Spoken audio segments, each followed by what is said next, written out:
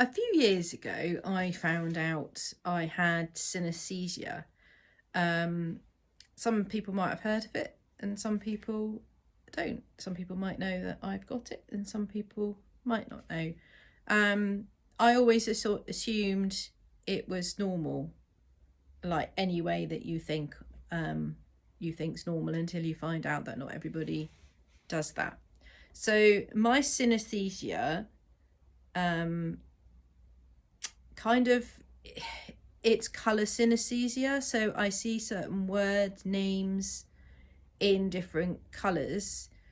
People always like to test me when I say I've got this, and you feel you have to kind of prove something. And what I've realized is that there's certain words and names that are very definite to me, and they have very definite colors, and those are usually yellow and blue and red, particularly yellow and red. So there are certain names that are for sure yellow or red, possibly blue. And there's names that, how I would describe it is, it's almost like a color I can't grab, like a misty kind of, maybe greeny graysy pinks. It kind of changes, so I can't. Yeah, there's this whole section that I can't grab. That's how I explain it. I can't quite grab what color they are. But my name is yellow. My mum's name is yellow. My dad's name is red, which is quite interesting that everybody in my family has a color. My husband's name, Matthew, is red. I have 4 children. 3 of them have yellow names.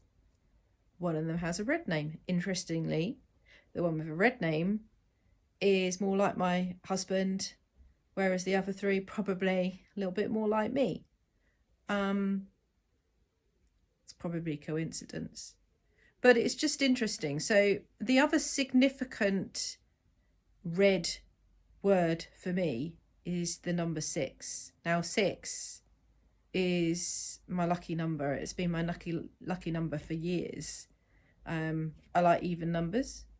I don't know why, they have a softness to them. Like I see odd numbers as spiky, whereas even numbers are soft, and 6 is particularly soft, and it's red, and it's a really most of my reds are the same. They are on a spectrum of red, from orangey red through to pillar box red, to just the other side of that where they're a little bit warm. So number 6 is just a little bit warm, and it also has a texture. It's soft and it's fluffy and it's just lovely, and that's why I've always liked the number 6.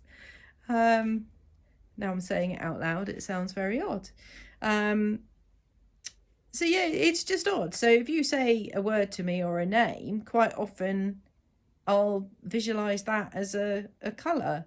There's a few names that are green for me, and there's quite a few names that I can't just grab the colour. So they're either this misty kind of bluey greeny colours, or they're dark colours, and that has no significance on those people. It's literally the word.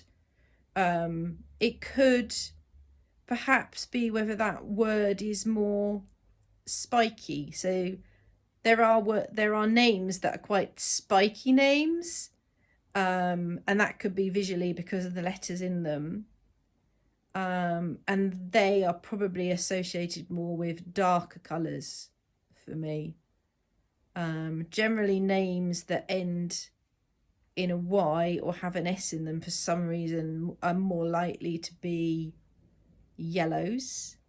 And some are, like I say, on that very cusp of being almost white misty. I recently have also found out that there is a thing called the synesthesia calendar, or way of seeing time, and I didn't know this. I have talked about it before. I didn't realize it was synesthesia. So everybody perceives time in a different way or sees it in a different way. I've heard some people, maybe it's on a line, so you have your year as a line and it's marked off. But I'd like to show you how I see my year and how I've always seen my year. I can't remember when I haven't visualized it like this. And at every point of the year, so if I'm thinking now, right, what am I doing in September?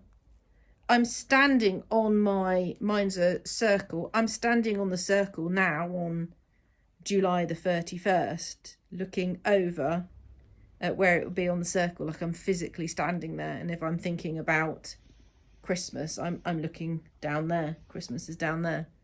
And it's a visual thing, I'm seeing it.